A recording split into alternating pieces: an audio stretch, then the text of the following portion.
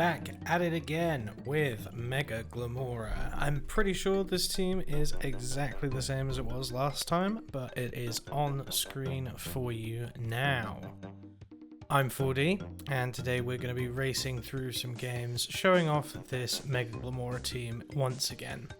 Now, since the last episode of this, other people have been picking up on how good Mega Glim is, which is great. But she did come to the dance with me. You know, that's my girlfriend. You should leave her alone. This is for me. Other people need to stop.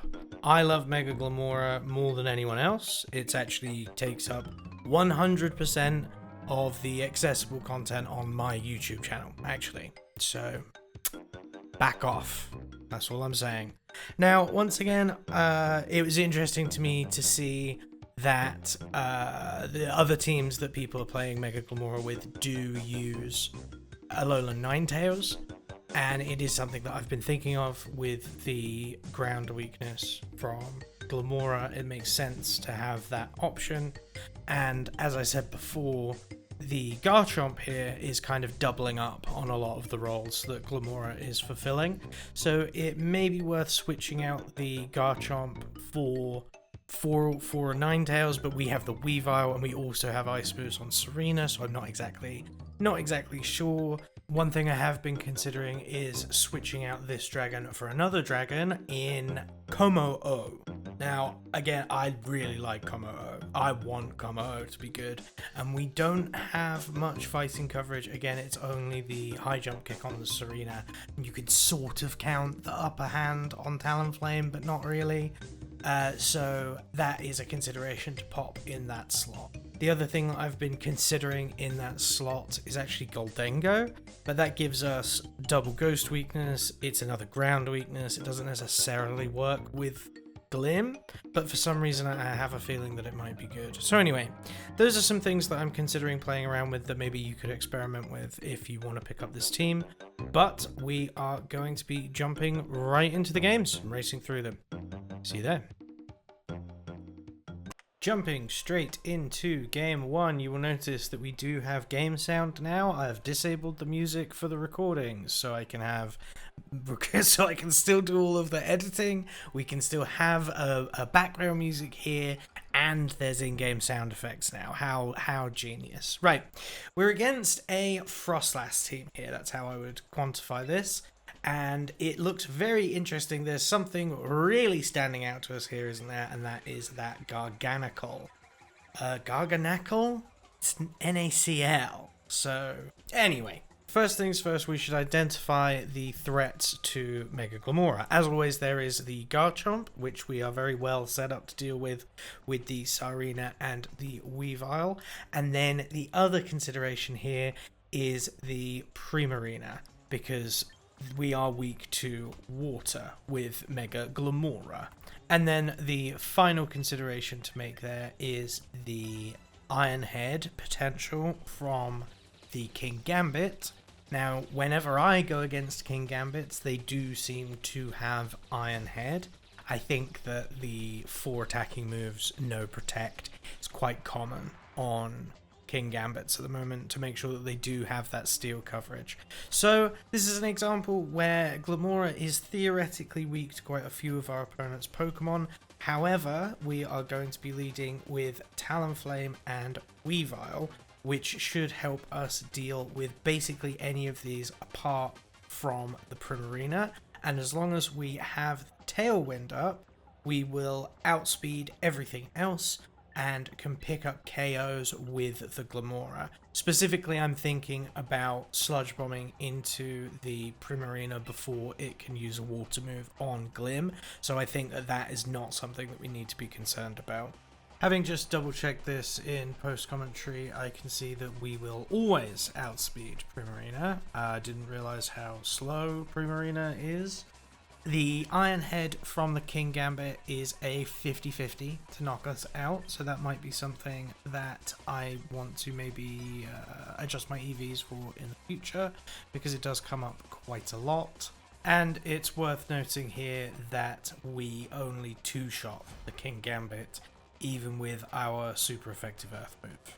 I'm paying special attention to this here because this could actually help us work out if we're going to change the Garchomp. Now, we do actually bring the Garchomp here. We're going to be leading with Talonflame, Weavile, with Mega Glim and Garchomp in the back. And this is an example where we're absolutely doubling up on ground here, but I think it kind of makes sense for us to double up on ground here because of what our opponents are bringing. What my opponents have, sorry. We don't know what they're bringing yet.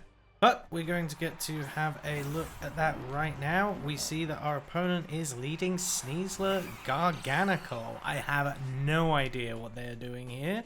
I don't really know what Garganical does. I've not really played against it. Now, I actually make a miscalculation here. I definitely should have upper-handed the Sneasler, but I instead go for Dual Wing Beat. Now, this works out for me because my opponent doesn't know that Weavile is faster than Sneasler. So, my Weavile fakes out their Garganical, their Sneasler fakes out my Weavile, meaning that I freely get the Dual Wing Beat into the Sneasler, taking it down. My opponent replaces the Sneasler with a Garchomp. Now, the problem with that is that if my opponent had faked out the Talonflame, then that would have been very bad for me. And I could have freely gotten an upper hand into the Sneasler and a fake out from the Weavile, and I would have just got free damage onto my opponent without them being able to do anything. Now, this works out really well for me, right? Because I get the Sneasler, but I miscalculated with the priority brackets, and you are still vulnerable to fake out, even though you have plus priority from Gale Wings with the Dual Wing Beat into the Sneasler. So, definitely a mistake, but it did work out for us here. Right, second turn. We go for the Tailwind. We get the Tailwind off, obviously, we have priority, and then we just send the Triple Axle into the Garchomp. We hit twice, and we only need to hit twice. And we take the Garchomp down. We finally get to see what the Garganical is doing, and it uses Salt Cure on my Talonflame, which is extremely effective, being a rock move, and I see that it does additional damage over time. First time hearing about this. My opponent replaces the Garchomp with a Frostlass. We see that the Frostlass goes for a Protect straight off the bat.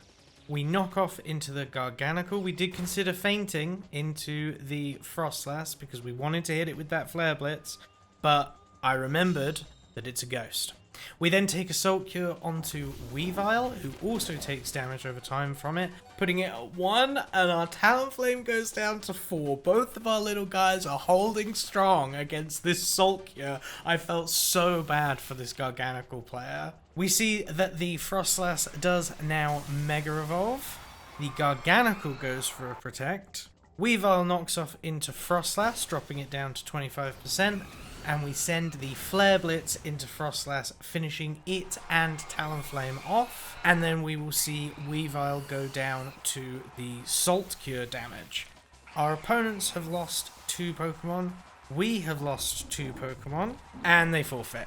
And that's it. Game over. So reflecting on that game, we definitely made mistakes, like I said, with the not using the upper hand into the Sneasler on turn 1, but if we had done that, then we still would have been free to get the Dual Wing Beat off next turn if our opponents didn't switch out. There was some amount of luck there, right, in that we hit all of our 90% moves. We hit with 4 90% accurate moves, so that's approaching the realms of you would expect one of those to have missed, right? But overall, great game. On to the next one. Game number 2, Game Boogaloo.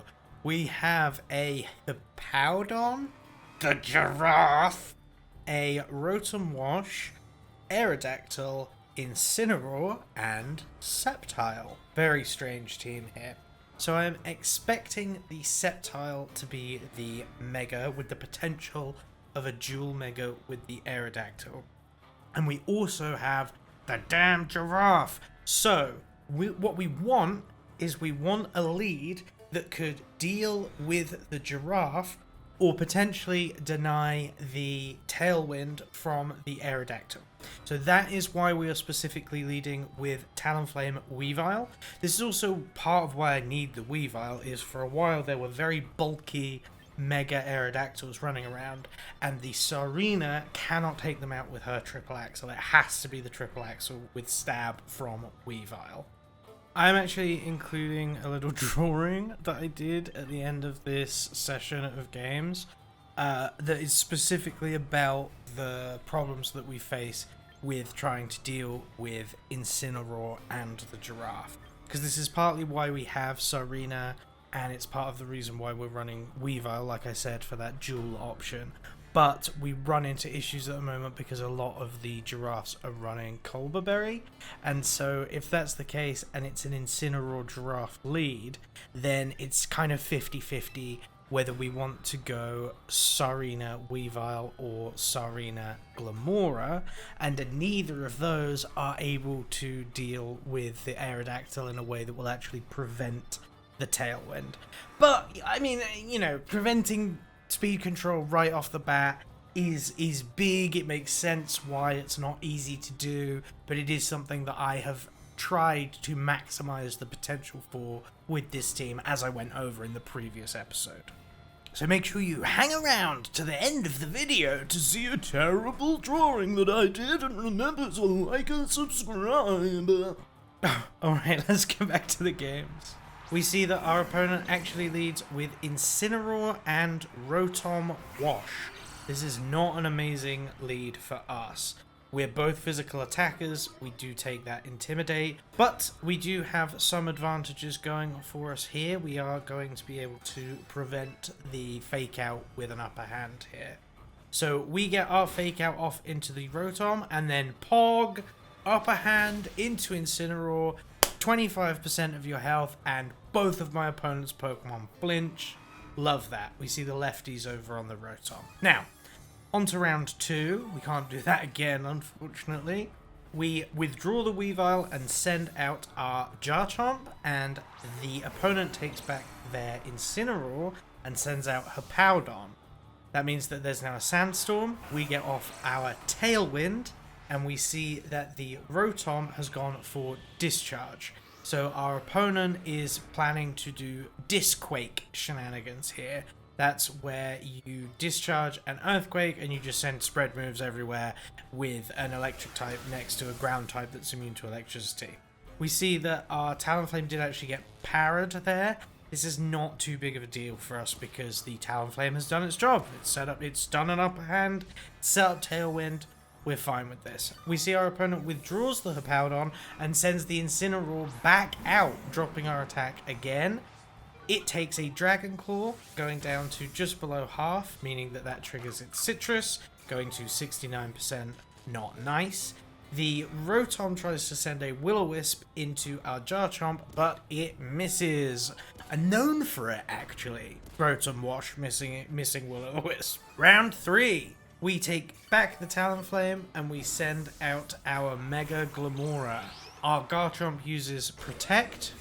The Incineroar goes for a Fake Out into the Garchomp, which it fails, and Will-O-Wisp again into the Garchomp, which is blocked by Protect. So we freely got Mega Glim in here.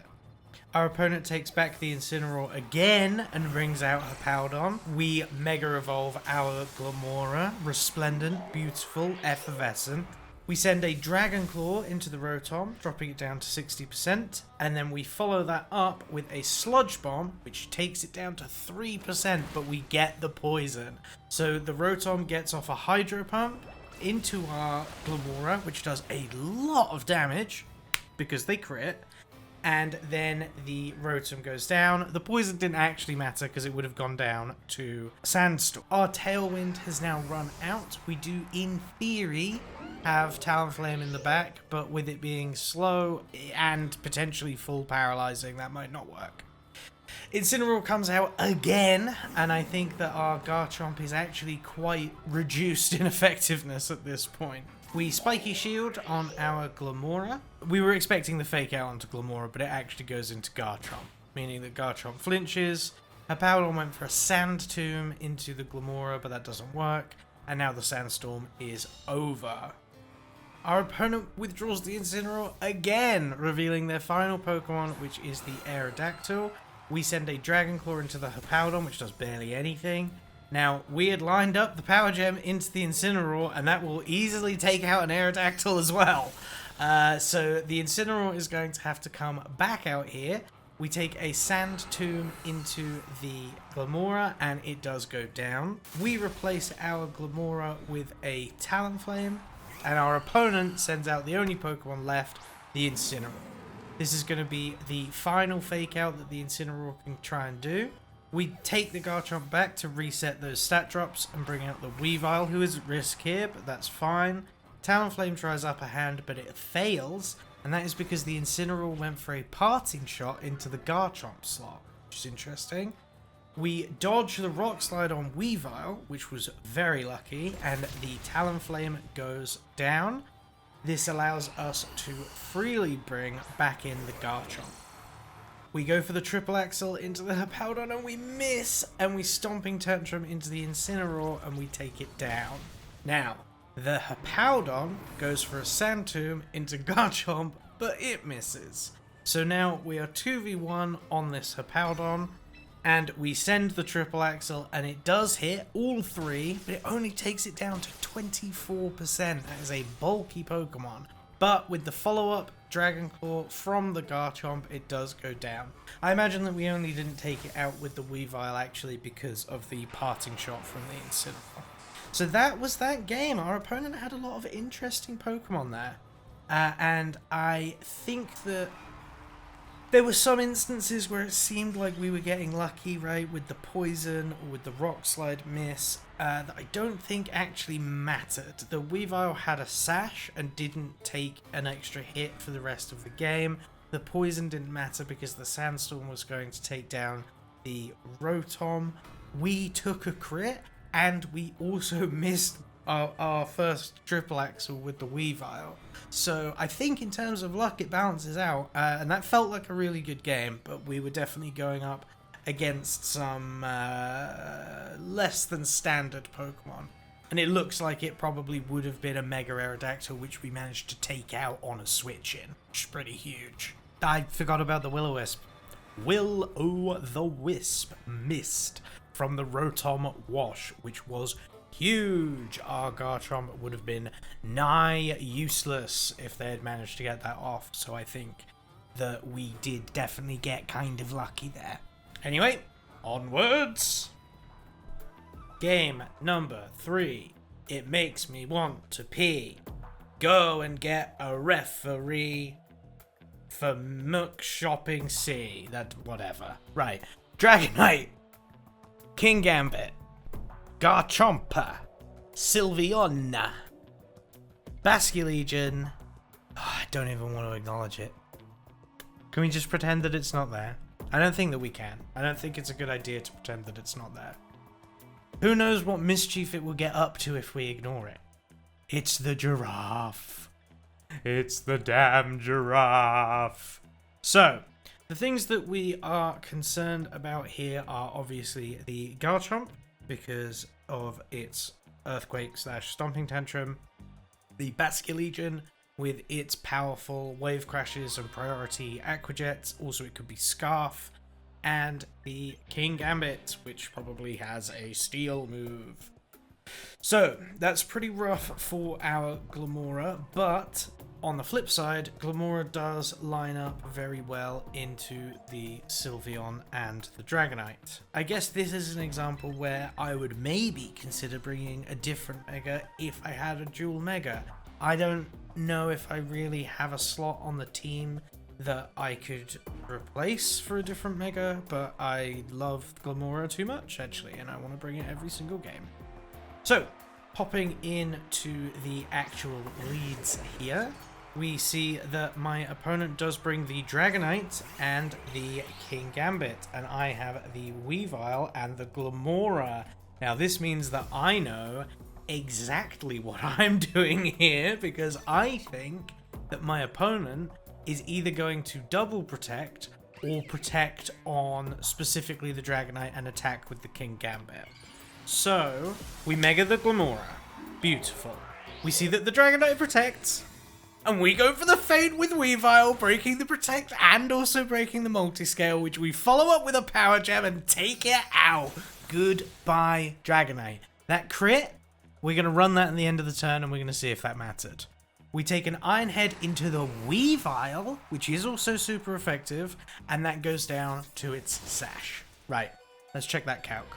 Once you have had the Multiscale broken, you would have to be a max HP 20 Spadef investment Dragonite to have a 6% chance of living the Power Gem. If you max out that special defense, then then it's 50-50 basically.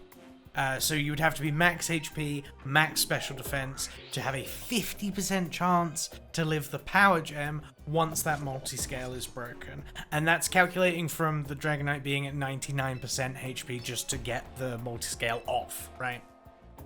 Alright, back to the game. We see our opponent replaces that Dragonite with a Basculegion. This is a very dangerous thing for us. We take the Weavile back and we swap it for a Garchomp. The King Gambit goes for a Sucker Punch, which it fails. We Earth Power into the King Gambit, taking it down very low. And then we take a Wave Crash from the Basculegion, taking us out. Now, we see that it is Life Orb, so nothing was living that, honestly. On to the next round. We replace our Glimmora with our Basculegion. Our Basculegion goes for a Protect, so that we can safely take down the enemy King Gambit with our Garchomp. And we see that the opposing Basculegion goes for a Last Respect into our Garchomp, taking it down, but once again taking damage from its life. We bring out the only Pokemon we have left, which is the Weavile, and we see that the final Pokemon from our opponent is the Sylveon. We go for a knockoff with Weavile into the Basculegion, taking it out. And with only 2 Pokemon left, we take a Hyper Voice. We take a Hyper Voice from the Sylveon, which means that this was a max speed Sylveon, potentially even a Scarf Sylveon. But then we Last Respect into the Sylveon, taking it down. Pretty quick game, very rapid there, and not too much to say. I think I did some pretty fun positioning there against the various threats that were allayed against me. Oh, I actually recorded this. This is me doing the calcs. I actually bring up that was me you just saw because I accidentally activated my webcam. I'm not faceless. I'm not a faceless YouTube channel. I have a face. You saw it. You can't say that I do. You can say what you want about my face, but you can't say that I don't have one because I do, and you saw that. I mean, I went over these calcs with you. I actually calculated this against a Mega Dragonite, so we will probably skip through this. This is just me checking the exact same thing that I just spoke about here. I will say that this was the game that really sold me on the 4th move on the Weavile being a Feint, because I've been going back and forth on what that should be, and Feint really proved its worth to me here. It's a bit like Upper Hand, where it's incredibly hype if you get it, but also kind of risky, read dependent. I wonder if some of this will come up later. Will we see it more in the future games? You'll just have to keep watching and find out.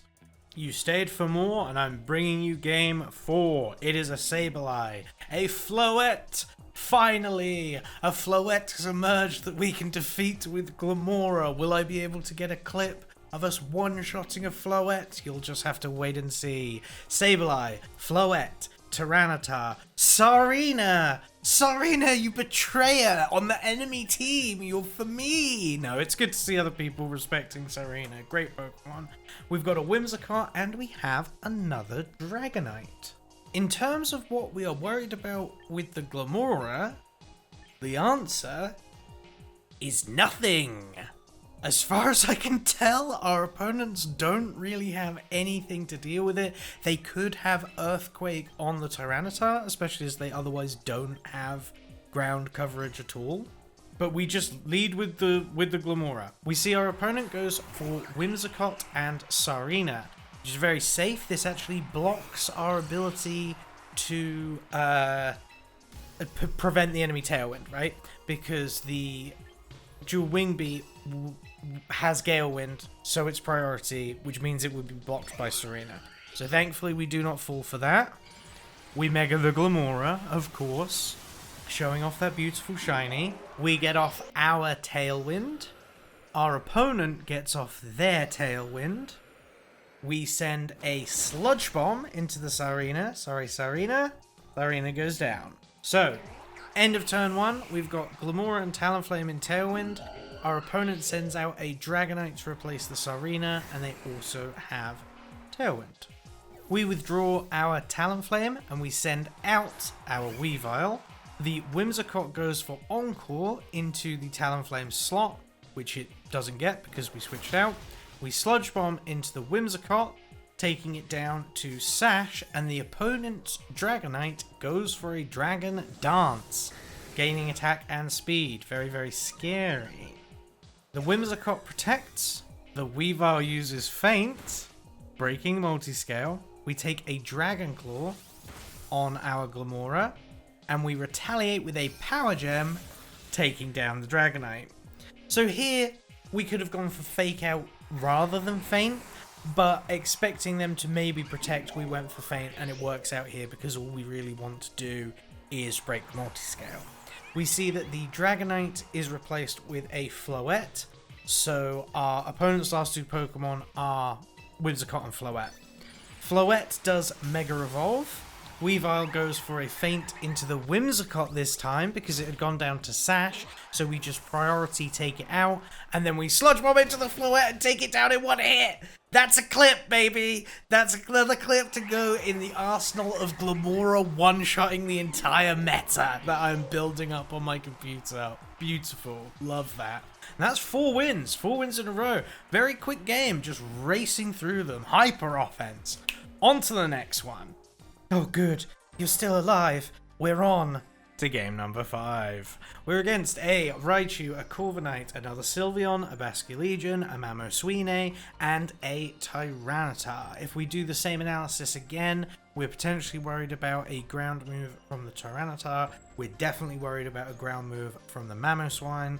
And we have the Basculegion, who is overall a demon and also has water moves, and usually priority water moves, that can very heavily threaten our Glimmora. Now, we also have to consider that there is a Corviknight, which means that the only thing that we have that will deal super effective damage to that is our Talonflame. Looking at what the Mega can be, I'm assuming it's a Mega Raichu here, and if I see a Raichu, I'm honestly just assuming it's Mega Raichu Y. Let's see those leads. Our opponent goes for Raichu and Mamoswine. We respond with Glimmora and Weavile. We see that the Raichu Mega Evolves, and it is Mega Raichu Y. I do love that little guy. We Mega Evolve our Glimmora, who is much more elegant and refined and beautiful. The enemy Raichu fakes out into our Weavile, and we Earth Power into Raichu Y, taking it down. We then take a high horsepower from the Mamoswine, meaning that turn 1 was basically just a Mega Trade. Our opponent replaces Raichu with Sylveon, we replace Glimmora with Talonflame. We see that the Mamoswine protects, but we went for a Feint. We break the protect with our Weavile, and then we send a Flare Blitz with the Talonflame, taking out Mamoswine. Have you ever seen a bird defeat a mammoth? Well, now you have.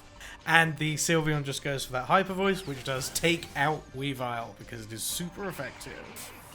So we have a half-health Talonflame next to a Basculegion, and our opponent has Corviknight and Sylveon. I'm expecting my opponent to protect on the Sylveon and try and set up a Tailwind here. I would have expected Detect, but we see Protect. We send a Flare Blitz into the Corviknight, which takes it down to 2%. That is not what I would have expected. Talonflame hitting way above its weight, but it does go down to the recoil. We then Last Respects into the Corviknight, which takes it down, and now it is just a Basculegion against a Sylveon. A Basculegion with all of the rest of the team down, last respected to a Sylveon and takes it out. I don't know if there's anything in the entire format that can be damaged by that won't just go down. Another just rapid game, super hyper offense. We're on a 5-win streak. We are climbing back up to where I think we should be. We're going to jump straight into game 6. Game number 6. The end of the line. No, I am going to drop this here. I'm going to stop after this game and I'll show you the little stupid drawing I did about the giraffe. So, we are against Staraptor, Excadrill, Golden Go, Mousehold, Sinister, and Tyranitar. Now, that is a scary team. I'm assuming that this is a Mega Staraptor because it could only otherwise be Mega Tyranitar. And it looks like there's a lot of setup on this team with the Mousehold and the Sinister. You would be expecting to see Nasty Plot on the Golden Go, as well as all of the setup that the Staraptor can do. We should not be terribly positioned against Staraptor, but I personally struggle, and I really struggled with what to bring here. We see our opponent leads Staraptor Excadrill, and we lead Basculegion Weavile. We take the Intimidate from the Staraptor, which is not good for either of these mons, and was not something that I considered in Team Preview. I always forget that in its base form, the Staraptor does actually Intimidate. We go for a Feint into the Excadrill, which gets around to Protect and also breaks its Sash if it has one. The enemy Staraptor goes for a Tailwind. We take an Iron Head into the Weavile, dropping it down to its Sash. And then we send a Wave Crash from the Basculegion into the Excadrill, taking it down. I think pretty solid logic on turn 1. Our opponent replaces the Excadrill with a Mousehold, and now this may be a problem for us. We bring back the Weavile, and we send in Sarina. The enemy Staraptor Mega Evolves. Not entirely sure why they didn't do that last turn. Does it not get extra bulk? I'm not sure. The enemy Mousehold uses Charm, raising the Staraptor's attack sharply, and it Brave Birds into Basculegion, which crits and takes it out. I have a feeling that the crit was not necessary. Staraptor takes a little bit of recoil damage, and we send out Weavile to replace the Basculegion. So we've got Fake Out pressure up again, potentially, with the Weavile. We go for a Fake Out into the Staraptor. Mousehold goes for Follow Me. I remember I did check that that was going to work properly. The Staraptor flinches. We send a high jump kick into the Mousehold, which would take it down, but it had a choke pull, which makes sense. I think most Mouseholds have choke pull. So now they have a very low Mousehold and a Staraptor at 64% with 2 attack boosts because it was raised sharply. We bring back the Weavile again and we send out our Glimmora. Our Serena goes for a Protect. The enemy Mousehold goes for a Follow Me again. And Staraptor Brave Birds into Sarina, which is blocked, and the opponent loses their Tailwind. We Mega the Glimmora, again, very beautiful, I have to say it every time, resplendent. And the Mousehold Super Fangs into our Glimmora, taking it down to half, and then we eat a Brave Bird on the Sarina, taking it down. Staraptor is damaged, and we Sludge Bomb into it, taking it out. Now, it is finally down, but we are also down to just a Weavile and our Glimmora versus an enemy Tyranitar and the Mousehold. Now, our Weavile is donezo. It's on 1 HP in a Sandstorm. With that said, we go for a Fake Out into the Tyranitar, which we get. The Mousehold goes for Follow Me again, which we were already aiming at you, buddy. I should have paid attention there, because if you saw that Tyranitar flinched text came up before Glimmora was able to move. I said that like I didn't notice at the time. I did notice at the time. But that's very bad news for us. That means that we get rock slid by the Tyranitar, and we return with an Earth Power, which does about half, doesn't quite take it out, and now I Spiky Shield here.